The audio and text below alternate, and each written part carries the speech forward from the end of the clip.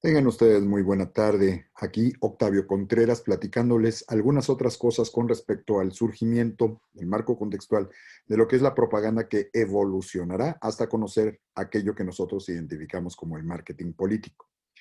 El doctor Lorenzo Meyer hace la afirmación que verdaderamente es el siglo XX el que debe de ser considerado ya como el siglo de la propaganda. Y todo esto basándonos en una serie de autores e investigadores que han planteado las maneras, las formas teóricas en las que se hizo esta construcción.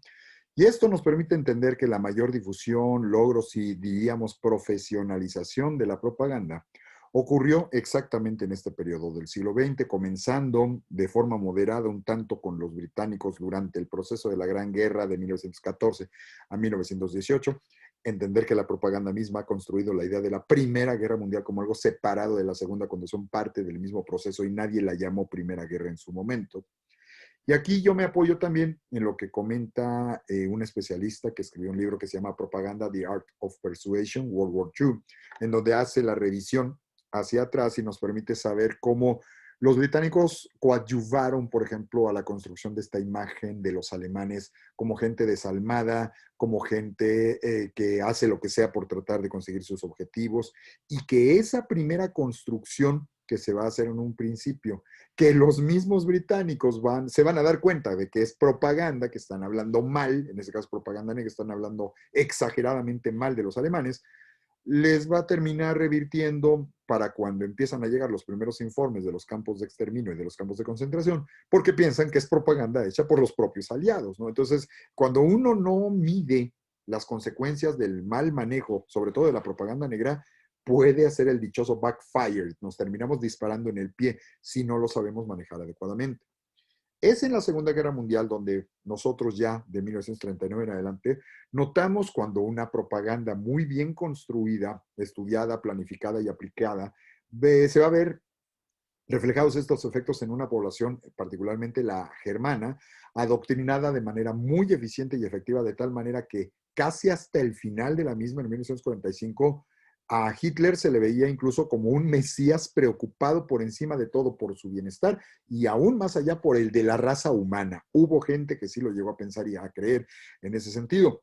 Anthony Rhodes considera que la propaganda no era el arma más efectiva de los nacionalsocialistas comparada particularmente con los logros prácticos que van a ser sus victorias militares, pero sí considera que es la más siniestra por apuntar a persuadir a los alemanes de la idea de que los nazis y su sistema restaurarían la grandeza del país, cosa que además quedó cubierta en los primeros años, 39, 40, 41, cuando tuvieron sus mayores logros, pero se empezaron a dar cuenta de la forma en la que estaban abusando tanto de las tácticas militares como de otras agrupaciones, como del uso incluso de los químicos para mejorar el rendimiento de sus propios soldados. El nacionalsocialismo, nazismo, como nosotros lo identificamos, suele ser visto como el paradigma de la propaganda.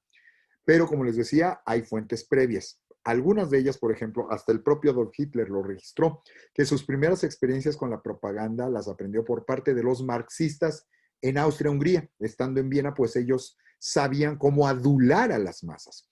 Y se percató de la efectividad británica sobre las tropas de los poderes centrales, con ejemplos tales como las palabras de Lord Northcliffe, que dijo: el bombardeo de la mente de la población alemana fue casi tan importante como el bombardeo del cañón, pues se buscaba producir vía propaganda un estado mental en el que las Fuerzas Armadas germanas que fueran favorables a la rendición se vieran iluminadas y comprendieran lo desesperanzadora de su situación militar. Hitler complementó que los británicos supieron aprovechar lo que los alemanes fallaron en aplicar y lograron con gran habilidad y gran ingenio en su respectiva aplicación. Por lo tanto, hay que entender el manejo de la propaganda hecha por los marxistas en el territorio de Austria-Hungría, particularmente en Viena. Hay que entender lo que van a hacer los británicos hablando respecto de los alemanes y lo que posteriormente agregará en sus propios conocimientos y estudios gente como Joseph Goebbels, que asesorará a una persona que va a estar abierta a este tipo de comentarios, que va a ser el caso de Adolf Hitler. Y lo iremos aderezando con otra serie de comentarios que les iré posteando en fechas posteriores. Que tengan ustedes muy buena tarde.